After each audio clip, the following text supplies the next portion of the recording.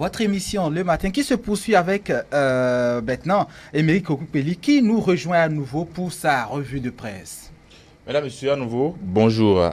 Alia Diakta Est, pour ne pas dire que les dés sont désormais jetés à l'Assemblée nationale, comme nous le rapporte le quotidien du service public, La Nation. Le président de l'Assemblée nationale, Maître Adrien Mbedi, a procédé ce lundi 1er avril 2019 à la clôture de la 4e session ordinaire de l'institution pour le compte de cette année. Le principal point inscrit à l'ordre du jour de cette session, à savoir l'examen des propositions de loi dérogatoires, modificatives et complétives des lois électorales pour des législatives inclusives, n'a pas pu être abordé faute de consensus.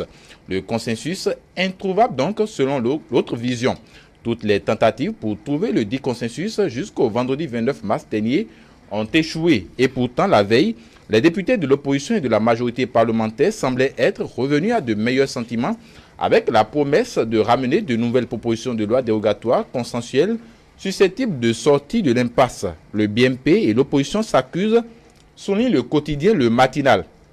Pour rappel, les députés de la majorité parlementaire ont rompu les discussions pour trouver le consensus, accusant l'opposition parlementaire de faire du dilatoire. De même, ceux de l'opposition parlementaire ont accusé leurs collègues de la majorité parlementaire de ne pas avoir attendu leur retour de la consultation d'une certaine base sur les nouvelles propositions de loi dérogatoires présentées vendredi dernier avant de rompre les pourparlers.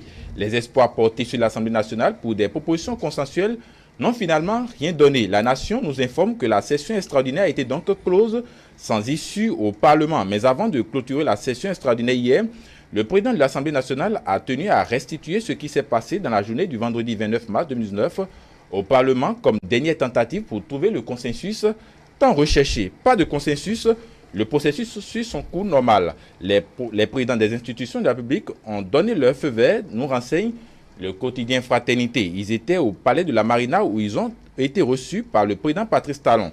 Au thème de leurs échanges avec le chef de l'État, ils ont affirmé leur attachement au respect de l'ordre constitutionnel, donc à la poursuite du processus électoral. Les présidents d'institutions pour des élections législatives à bonne date se pressent d'écrire le matinal. Ils prennent donc leurs responsabilités pour le respect du calendrier électoral et des élections pacifiques selon le challenge. Il faut noter que cette rencontre entre les présidents d'institutions et le chef de l'État a été élargie au médiateur de la République, au président de la Commission électorale nationale autonome.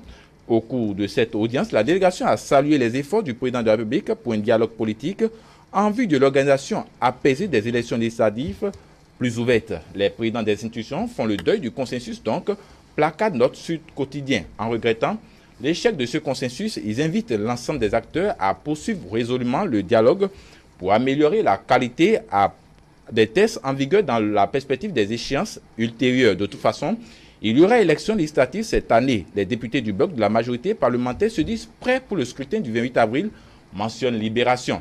Et puisque les législatives sont maintenues à cette date, le potentiel nous rappelle que seule l'Union progressiste et le bloc républicain sont en lice. Ce que Fraternité nous rappelle aussi, c'est que la quête convoque demain les mises en cause dans le dossier de la mauvaise gestion des fonds alloués aux policiers sous Yahi, longtemps dénoncé par le syndicat de la police nationale, Sinapolis. Les séries de malversations financières au ministère de l'Intérieur et de la Sécurité publique se révèlent au grand jour. Mon confrère poursuit que plusieurs personnalités impliquées dans le détournement ou la mauvaise gestion des fonds alloués à l'ex-police nationale sont convoquées pour demain, mercredi 3 avril 2019, à la Cour de répression des infractions économiques et du terrorisme. À part les ministres de l'Intérieur et de la Sécurité publique, les régimes dits du changement et de la refondation, c'est une vague de cadres soupçonnés qui répondront de leurs actes. Il s'agit entre autres des responsables du service financier du ministère de l'Intérieur et de la Sécurité publique, en l'occurrence l'ex-directrice des ressources financières et du matériel, de l'ex-directeur du cabinet et directeur général de la police nationale, ainsi que du directeur des ressources financières de la police nationale. Chacun de ces mises en cause donnera sa part de vérité dans ce dossier sulfureux afin que jaillisse la vérité à l'issue de ce procès, conclut le journal de Ménotin.